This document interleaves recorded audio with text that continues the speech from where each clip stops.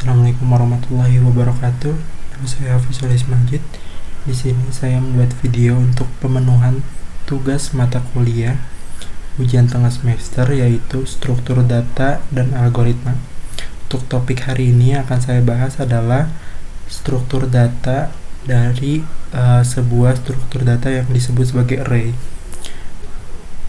Itu pengenalan. Jadi array sendiri merupakan suatu variabel yang biasanya terdiri dari sekumpulan data, di mana setiap data tersebut nantinya mempunyai tipe data yang sama. Setiap data disimpan dalam alamat yang berbeda-beda yang biasanya disebut sebagai elemen array. Oke, lanjut ke karakteristik. Array sendiri menggunakan struktur data berbasis indeks yang membantu untuk mengidentifikasi setiap elemennya dengan menggunakan indeks. Jadinya misal kita mau mengakses elemen pertama dari array, itu kita bisa menggunakan sistem indexing dengan memanggil indeks ke 0.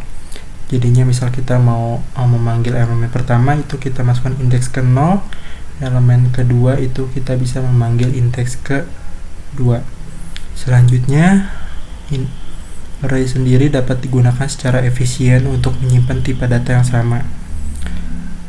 Selanjutnya juga array dapat digunakan untuk menangani struktur data yang kompleks ke dalam tahap 2 dimensi. Untuk poin ketiga ini kurang lebih berhubungan dengan poin pertama, di mana array sendiri bisa menyimpan array itu sendiri. Jadinya nanti bisa disebut sebagai array 2 dimensi.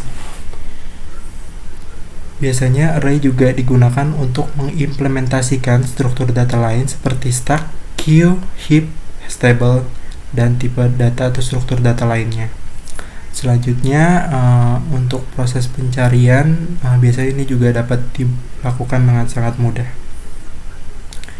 Lanjut ke array, dari jenis-jenisnya ini mungkin yang bisa disebut sebagai array satu dimensi, di mana hanya ada satu baris di sini. Ini untuk elemen pertama atau indeks ke 0, elemen kedua atau indeks pertama, elemen ketiga atau indeks kedua, dan selanjutnya. Di sini ada 5 kolom. Selanjutnya di sini ada array 2 dimensi. Nah, array 2 dimensi ini biasanya untuk mengaksesnya sendiri bisa menggunakan konsep pemanggilan indeks 2 kali.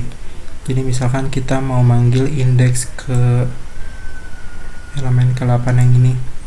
Ini kan array, ini kan ada 2 array. Array yang pertama ini berarti indeks ke 0. Ini juga array kedua ini berarti indeks pertama. Nah, selanjutnya di dalam array juga memiliki beberapa value. Yang pertama ini indeks ke 0, 1, 2, 3, dan 4. Ini jadi elemen pertama, elemen kedua, elemen ketiga, elemen keempat, dan elemen kelima. Jadi untuk mengakses nomor 8 di sini, kita dapat untuk memanggil menggunakan indeks pertama pada array pertama, yaitu 0. Selanjutnya untuk memanggil indeks dari elemennya itu dengan cara menuliskan indeks itu sendiri, yaitu 2.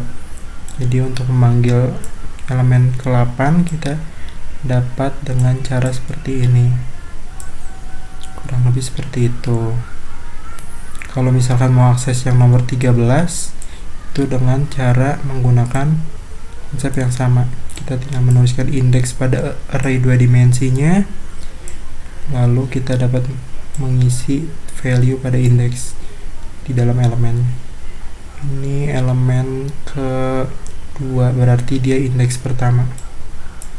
Oke, jadi seperti ini untuk memanggil array 2 dimensi.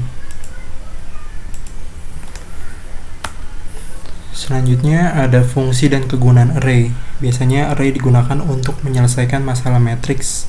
Selanjutnya juga bisa membantu dalam menerapkan algoritma untuk sorting data. Digunakan untuk mengimplementasikan struktur data lain. Dapat juga digunakan sebagai tabel pencarian. Array juga di luar itu bisa digunakan dalam pemrosesan suara, di mana setiap sinyal nantinya merupakan sebuah array. Oke, mungkin lanjut ke operasi pada array. Ini operasi pertama yaitu insertion atau penyisipan. Kurang lebih contoh kasusnya adalah kita membuat sebuah array pertama yang dapat diisi beberapa value. Mungkin saya akan menggunakan Visual Studio Code untuk sekaligus mempraktekkan. Oke. Jadi di sini saya akan membuat array pertama, di mana array-nya sendiri akan memiliki beberapa value. Yang pertama marketing, direksi, operasional, keuangan. Oke. Nah, jadi kurang lebih ini nantinya yang akan membantu untuk melakukan penyimpanan data pada array.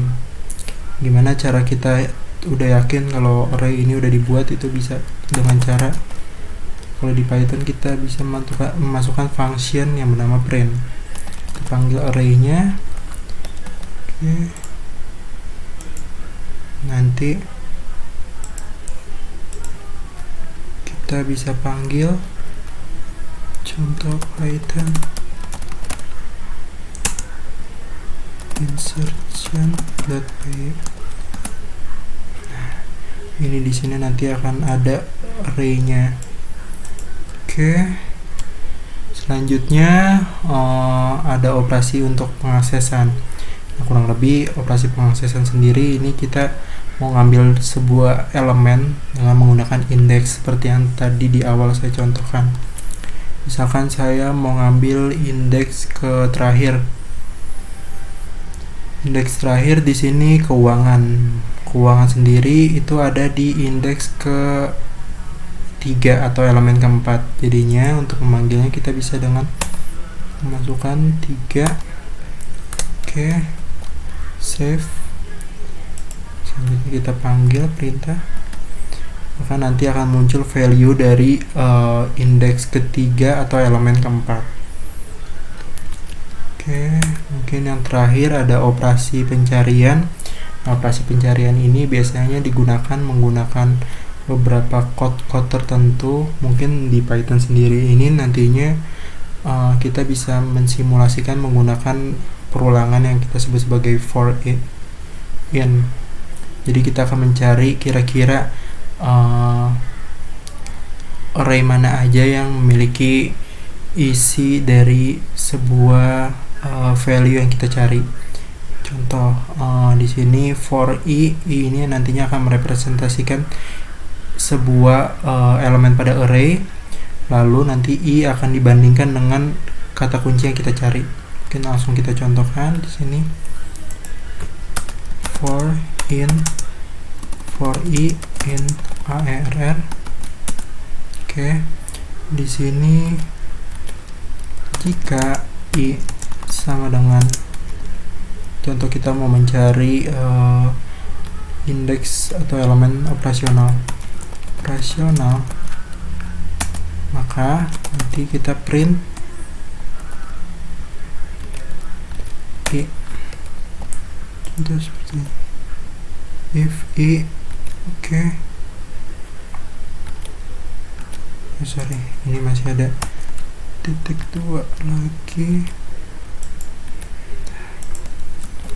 Oke, kita cari sekarang. Coba kita jalankan. Ini kita hapus dulu biar nggak ngeganggu. Oke, selanjutnya kita jalankan. Nah, nanti akan melakukan pencarian berdasarkan elemen atau berdasarkan value. Jadi kita nggak perlu untuk kira-kira dia ada di indeks mana. Itu bisa langsung kita cari by keyword. Nanti akan melakukan pencarian ke elemennya secara langsung. Oke, jadi kurang lebih sekian dari penjelasan struktur data array. Kurang lebihnya mohon maaf, saya akhiri. Assalamualaikum.